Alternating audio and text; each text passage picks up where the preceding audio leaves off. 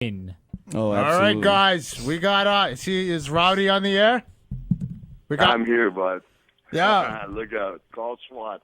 WWE Hall of Famer Roddy Piper, thank you so much for taking time out of your busy schedule for calling in. You're on the air with Joe, Steve, Nate, and of course Mike.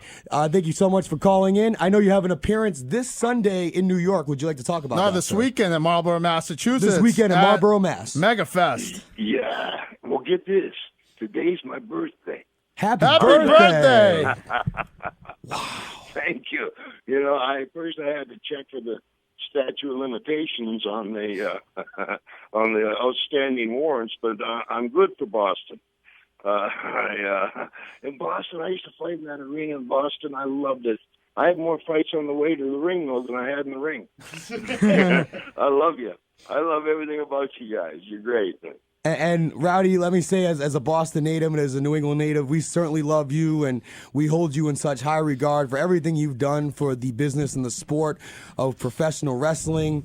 Real quick, what was it like to work the first ever WrestleMania? The first ever WrestleMania in Madison Square Garden. You know, it's going to be hard to beat that one. You know, they always try to... this is the best Mania. This is the best WrestleMania. Well, the one, I'll give you the short of it. The very first one, I come in the arena in the Garden, and you know, there's this kind of windy thing. You come up, and I get to the curtain, and the first thing I see to the left is Liberace dancing with the Rockettes doing the can-can. And, hi, Roddy. Hi. And then someone's pulling me on my jacket on the left side and, on the right side. And there's a meet and greet room right there. And there's a young guy and some kind of guy, his hair is disheveled, and he's trying to talk to me. And, I just come to fight. And he's trying to talk to me, and then the guy with him is taking pictures of my feet. And finally, I love you and everything, but I got to go. His name was Andy Warhol.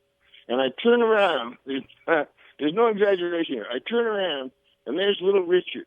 And he hands me a Bible. And he says, Adam's supposed to be with Eve, not Steve. All right, everybody, out of the pool. Where's the wrestlers? That's exactly what I saw on WrestleMania 1. And there was no handbook. Nobody knew what was going to happen. And there was a lot of animosity back then with Hogan and myself, and maybe myself. And T's a big fan of mine. You know, Mr. T. I know he loves his mother. Epic Hall of Fame speech right there. The fallopian tubes in my mother that expanded when I've never seen anybody get the hook at the Hall of Fame. I know, when they sent out Kane to get him, oh my God, that was ridiculous. I was there live, and he stole the show with that speech. At one point, I thought, this guy's either a comic genius or he's off his rocker. I still don't know. I think both. Maybe you hit him with too many shots at WrestleMania 2, Rowdy. I tell you, boy, I thought what started it with, he hates me, or did. And first WrestleMania press conference was in Rockefeller Center at the top. I'm late, because I was out with Morocco. And I come running up and the door's closed. Shoot. I open the door, and right to my right-hand side, the first guy is Mr. T. And there's all the cameras going off. It's dark and boom.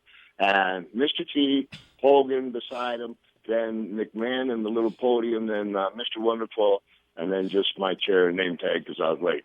And as I walk in the door, Mr. T flexes his right bicep. He says, feel that. And I looked at him, so I squeezed his head. Pretty soft. Holy cow. Oh, man. Holy cow. I didn't know you weren't supposed to touch Mr. T. I assumed that the fella was going to wrestle, Yeah. So that kind of got us off on a bad. Then he wanted to come in and play wrestler. Yes. We'll throw your heads together. No, you won't. You'll be lucky if you live. And that's kind of how we went into WrestleMania. The very first one. I wouldn't take a dive for Hogan or T. There's Muhammad Ali, the referee. There was one time, if you watch in the ring, I had to split the post, which means I'm outside the ring and I'm by the post. And I look to my right, and there's Hogan in his prime. I mean, he's a big boy. And I look to my left, and there's Muhammad Ali. You know, I got a life-altering decision to make here in about a half a second. I took Hogan. Hey, it was wild, and that's what made it so good, because nobody really knew what was going to happen. Now, Rowdy, let me ask you a question. I know you just had Ronda Rousey on your podcast this past Monday. How does it feel to have somebody like Ronda Rousey go after use her nickname, Rowdy, Ronda Rousey? Yeah. You know, the gal called me and asked permission. My sensei and her sensei is the same sadistic man, Judo Gina Bell. They're the toughest man in the world. Anybody will know him out there. He's the godfather of MMA, trained Bruce Lee, Chuck Norris. And like, he's 80 years old. I was just with him 2 days ago, and he's given about 22 black belts away. Still, cantankerous old guy. But I called Ronda onto the podcast. This is after she called me and asked me if she could use the name.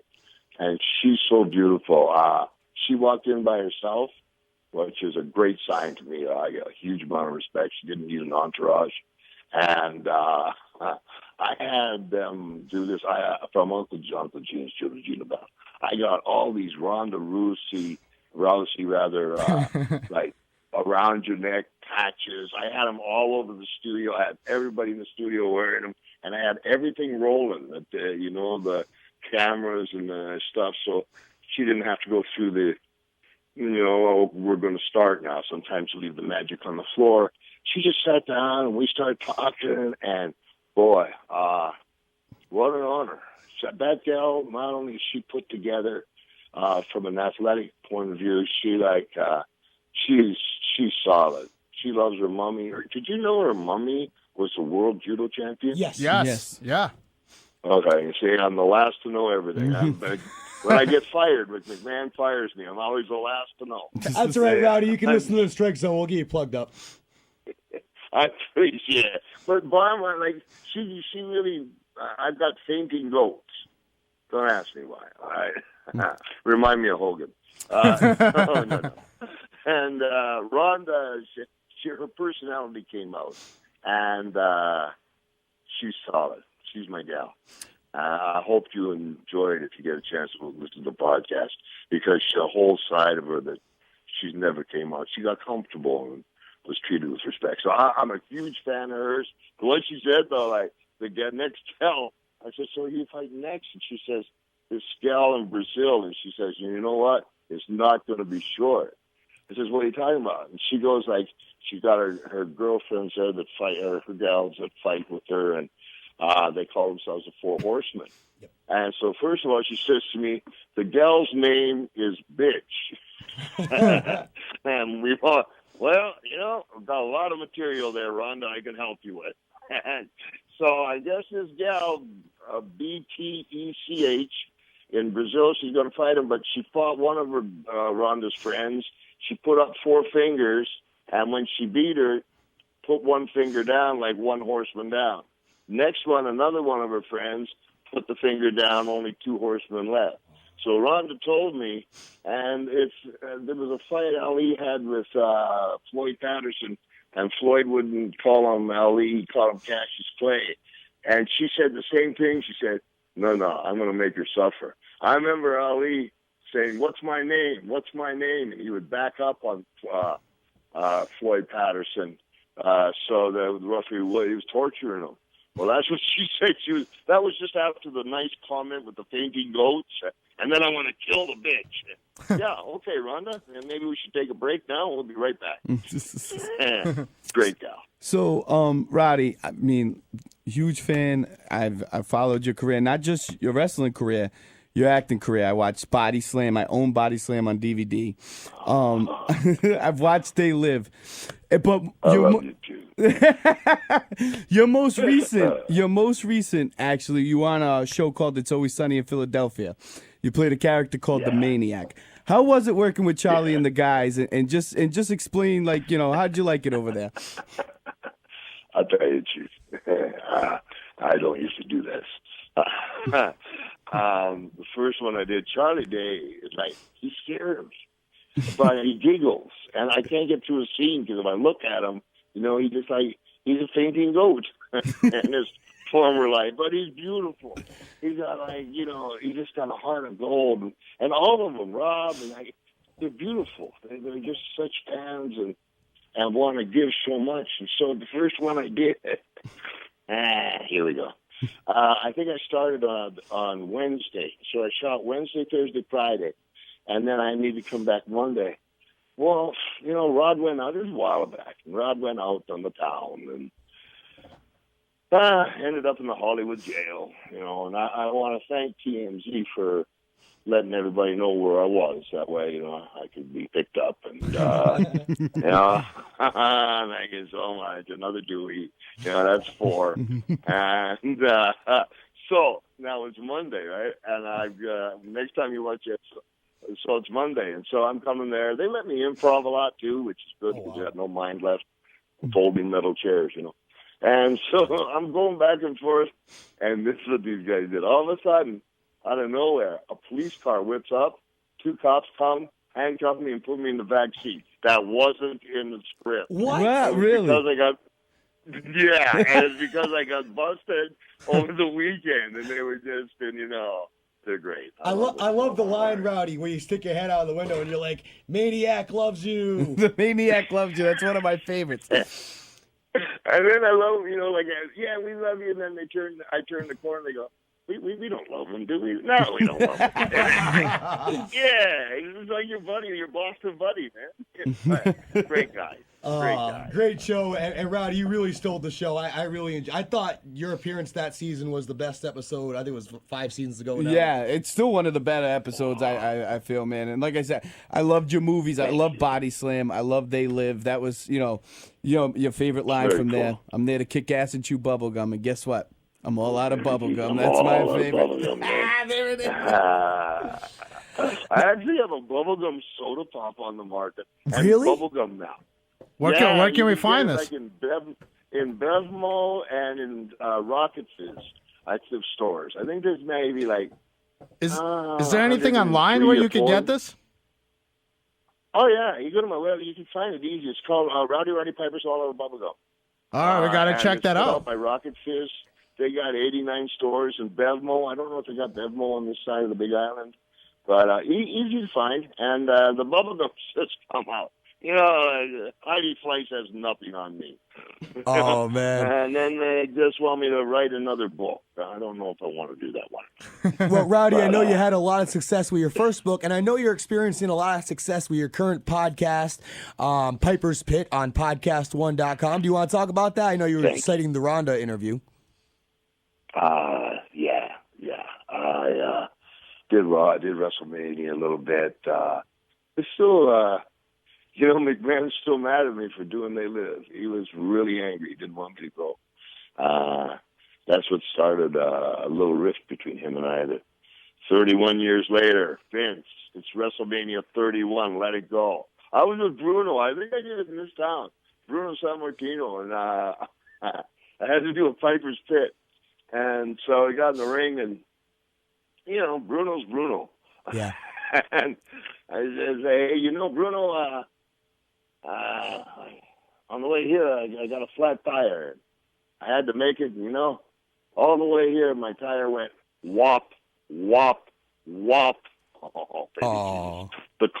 The comb over stood straight up. The eyes focused. It was a long night. So this is, I'm doing business, whatever. Okay, bring it on. So 27 years later, my son Colt, who's an undefeated MMA fighter, I want him. Bruno San Martino, he's a man's man. He's wonderful. And so I bring my son and I say, Colt, this is Mr. San Martino. And Bruno looks at him and says, your dad told me a walk. First thing out of my, it was 27 years ago, Bruno. And then he started laughing. And Gabe pulled a big hug. You're the hell of a man, Anyway, just, ADD there. Oh, it's okay. Try to keep me on some topic. No, we certainly, and I've listened to your summer podcast, and I listened to the one with Jake Roberts, both parts, and that's what I really love about your podcast, Rowdy. It's very conversational, it's very relaxed, and you get these guys like a Jake Roberts who were, they were in the trenches with you in the heyday, and to hear these stories is just so incredible. Yeah, it was, it really was kind of like a gunslinger time. And we lost a lot of guys. Yeah. The politics were really severe. It was just, you know what? There were no rules. And it was an industry that was being, the wrestling industry was 2 or 3 different people were trying to take it over at the same time. And, this is what a lot of people don't understand. Is like, no, I'm not taking the time. I got 4 kids at home. I got ice cream bars. I got towels, whatever. Sorry, bud, we're going to have to figure something out here. And it's not with me. And I get ridiculed a lot for that. But that's okay because all my kids are doing great. I didn't work, 330 times a year to come to Madison Square Garden to lay down. I don't lay down. I don't do that. I'm like Boston. I throw the pee in the water. Hey, Rowdy, I got to ask you about the wife swap shirt with the Ric Flair. Whose idea was that? Not mine. Nope. Not mine. And I'll tell you, after it was aired, Flair was sorry. My wife broke him down in 4 days. Oh, God. She had him in a red hoodie with a paper mustache around him and took him shopping. Because I've never been so humiliated. And then she made him stay home with his kids, not drink, and sit and play on the floor. That's what we do at home. Yeah. And the one thing I knew, though, whatever I want to say about Flair, I love him with all my heart. Is we've been there, and I knew that Kitty was safe. Because there's the first the connotation of the name. It's like really. Yeah. How much? And I'm not doing, but Flair, who? Flair? Oh, well, yeah. And the lady that he sent my way, she was as safe as my own kids. But that cost me about $20,000 having her there for 3 days. And I don't know. I think my wife scarred Flair for life. I've been with her 32 years, all right? I'm old and 45 with her. Yeah. So, that's how much tougher than Flair I am. Also, Roddy, I want to share a story with you personally. When I was a little kid, when you were wrestling Bad News Brown at WrestleMania, I got in trouble because I wanted to be the hot Scot. So I took my mom's makeup and I threw it all over my face. And it was one of the moments my mom looked at me. She looked at me in all sorrows. It was the funniest thing. I was in one of her little plaid dresses and I had full face. You were trying to be Goldust? I was trying to be the hot Scot. It was the funniest thing of my life.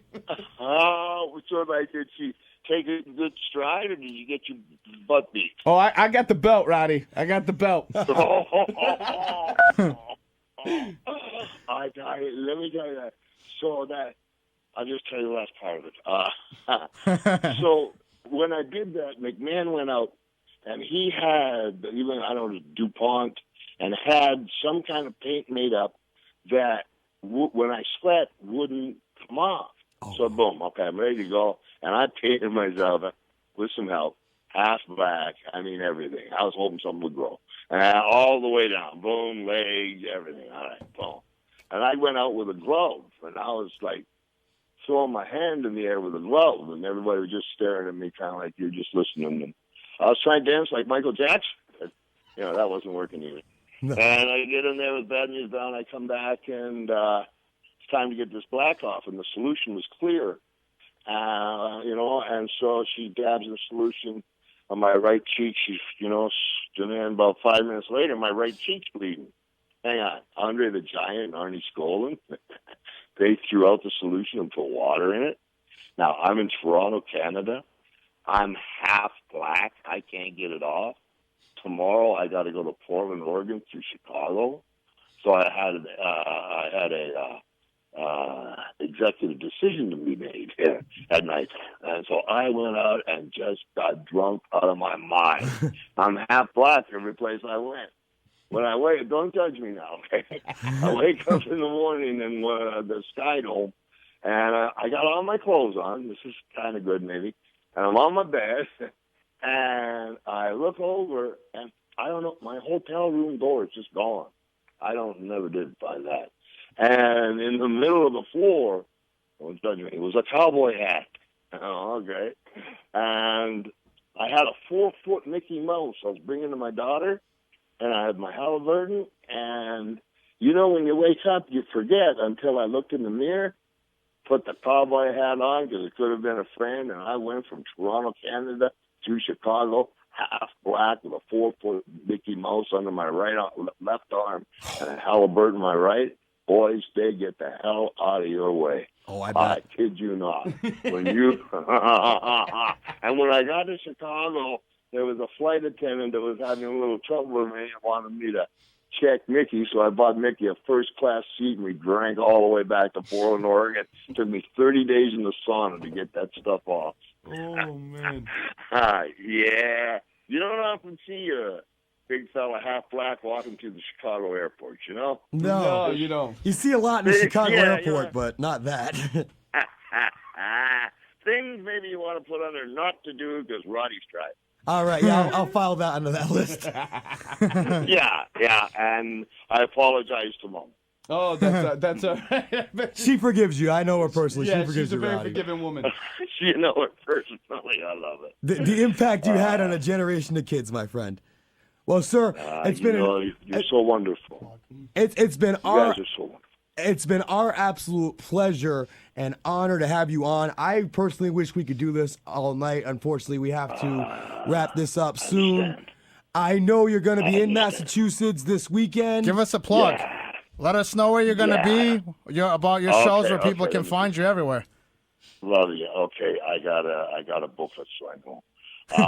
I'm in the big Mega Fest. Okay, I'm going to be Marlboro, here Massachusetts. Friday. I'll help you out. Yes, thank you very much. Marlboro, Massachusetts, and I hear Red Hart and Jericho might be here. I'm going to cross-body block both of them. Make sure to call the strike zone. We want to call the 17, auction. And I never ever cut off a line.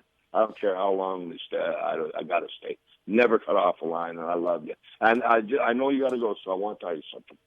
Because a lot of the guys in my business, they don't understand this.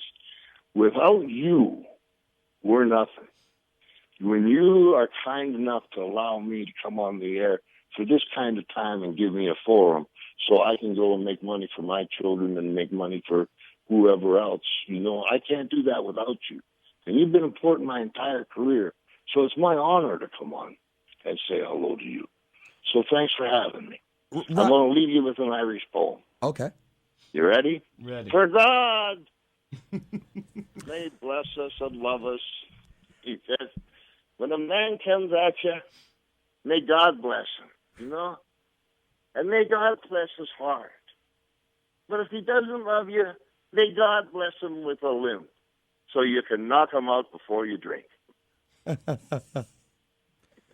Oh, man. I love you. Rowdy, I personally love you from the bottom of my heart. You and Randy Savage were my two favorites from the 80s. And Ooh. you have been a role model to me. I know you've gotten into stand-up comedy in the podcast world, and just the way you have been able to use your voice and being from a tough background. I've watched your DVD, and you're really a role model to me personally. I'm Joe, and I just want to say thank you for everything. Thank you for the memories, and thank you for continuing to inspiring little marks like us to do these shows, and we really appreciate it, sir. I love you too. Hug Mom. If you get a chance, come on down, have a Marlboro. I will. I actually work in Marlboro, so I actually may stop by. Thank you, Rowdy. Very cool. Yeah, You betcha. God Take care, bless, guys. sir. Thanks, Bye-bye. Rowdy. Appreciate it. WWE Hall of Famer Roddy Piper. Sorkman, thank you for the assist.